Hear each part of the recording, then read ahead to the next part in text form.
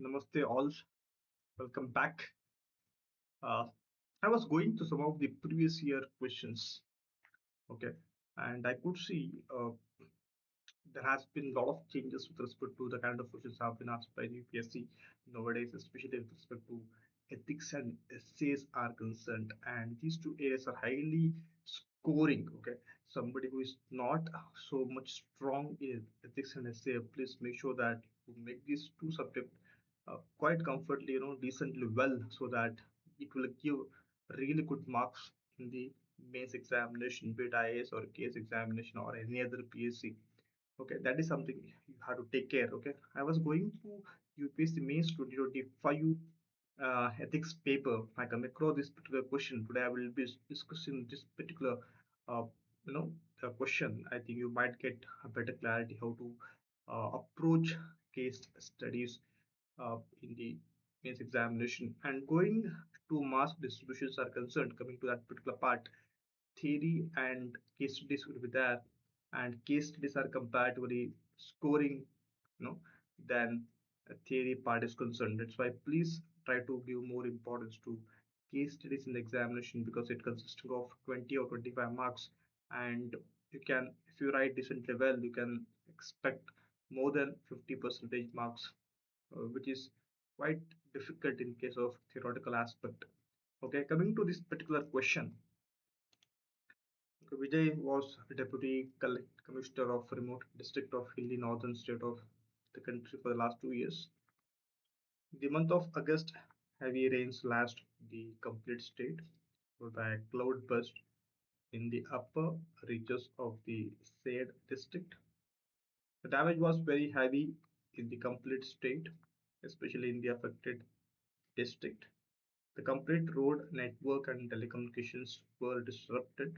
The buildings were damaged extensively. People's houses have been destroyed and they were forced to stay in open. More than 200 people have been killed. About 500 were badly injured. Civil administration under Vijay got activated and started conducting rescue and relief operations. Temporary shelter camps and hospitals were established to provide shelter and medical facilities to the homeless and injured people. Helicopter services were pressed in for evacuating sick and old people from remote areas. Vijay got a message from his hometown in Kerala that his mother was seriously sick. After 2 days, Vijay received unfortunate message that his mother had expired. Vijay has no close relative except one elder sister who was US citizen staying there for last several years.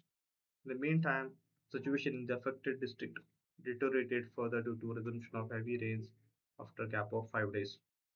At the same time, continuous messages were coming on his mobile from his hometown to reach at the earliest for performing last rites of his mother. Okay, this is a very, very important case study. Okay, many times in real situation it happens. Okay, and this is, I think, extreme situation where professionally or officially has to be performing duties in the different act, especially Disaster Management Act, okay, 2005, where DM is the highest decision making authority. Okay, he is the District Disaster Management Authority head. Then, and emotionally, Vijay has lost his mother. Okay, so interest and very importantly, he has to carry out both functions with a lot of sincerity. Okay, these are two extreme situation, and yes, work is worship, and both works are very very important. Okay, now coming to the what are the options available with Vijay? I would say one is yes, going to Kerala immediately. Second one is yes, performing his duties because situation is already getting deteriorated in this affected district. Okay, as he was there since last 2 years, he'll be understanding things in much better way compared to any other personality there, and any other authorities there. Okay, then asking his sister who is in USA to come back to perform last rites. Then I would say last option would be take some 2 day or 3 days leave and immediately delegate important functions to respect authorities, then try to reach Kerala as well as possible to perform duties last rites of the his mother. That is one. There are four options I would say. So coming to ethical dilemmas, a lot of things are happening in the Vijay mind, right? Uh, One is professionally he has to perform his duty under DM Act because a lot of people are getting affected. Already 200 people died, right?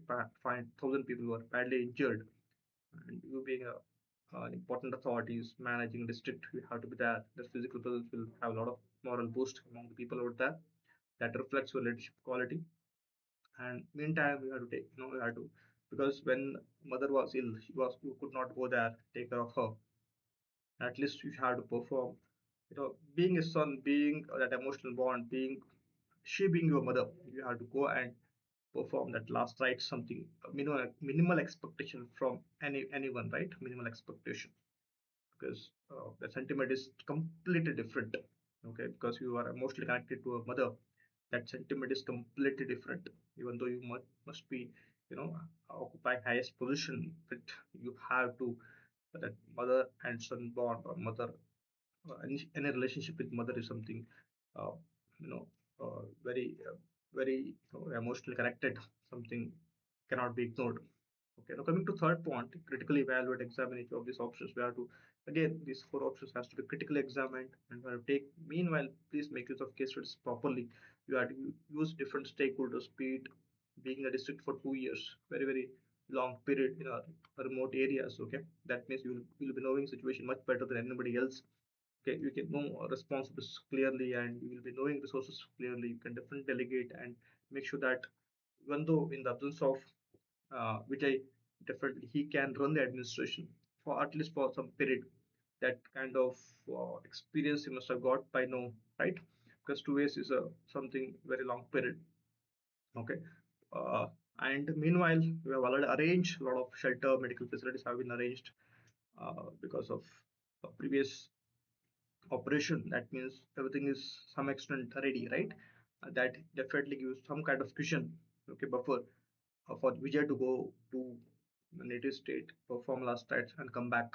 That is something you should be able to think. That's why I will always say, please make use of case studies properly. You have to use the cases properly. You should not imagine something else, because everything is there in the cases only. If you can make use of the terminologies or keywords present in the cases, that itself will give enough fodder to write case studies in a proper way. Okay, then performing duties, yes, important, being a constitution, because you being a head of the administration there, you have to take care of it. That all things are fine, but I would say, when I come to fourth option, you should be able to think in a more logical way. And the fourth option, fourth option what I have discussed today, delegate important functions. Meanwhile, you being in the that position for last couple of years, that may definitely give you a lot of cushion to discuss a lot of things with your seniors and senior colleagues and senior authorities and subordinates. Okay, and nobody definitely will deny that, because your mother has expired, and you can definitely go back to your native state and come back as early as possible after finishing whatever rituals are there. Okay, okay, definitely delegate, then go to Kerala, perform last rites. And that also reflects, because when you are emotionally disturbed, you may not be in a position to perform your duties properly, right? That's why after coming back from the native, you might be in a better state of mind and will be able to perform your duties much better, right? That is something very important aspect you should not ignore here. That's why please make use of case studies properly, guys. Whenever cases are being asked, please make use of cases in a much more organized way. Okay, read everything between the lines, in detail as well. Take some time. Okay, at least it might take 5 to 6 minutes to read the entire case study, but read it carefully.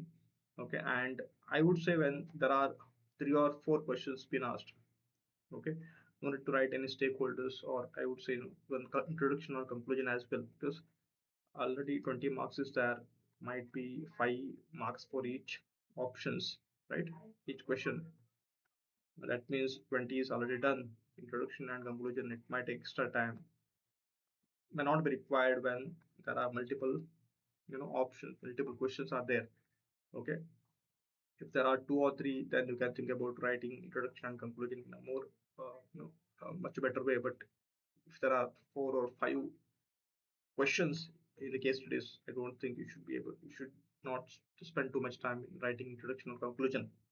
Okay, if you want to write two or three lines and directly jump into the question, because that is the actual demand of the case study, rather than spending unnecessary time in something which is not that you know marks fetching. Okay, I hope you got some idea about how to approach case studies. Okay, that is something definitely will fetch you marks, because I was also getting really low marks in case studies or essay ethics as such. Okay, even I got 78, 79 some time back. I was able to increase it to 140 with a lot of effort, with a lot of suggestion for my friends, somebody who were getting really good marks in ethics. Okay, and referring some toppers and some copies as well. Today I could, with confidence, I can tell that this is how you have to approach case studies. Okay, hope this will help you. Okay, and we'll again discuss another important topic in coming days. Thanks for watching. Jai Hind.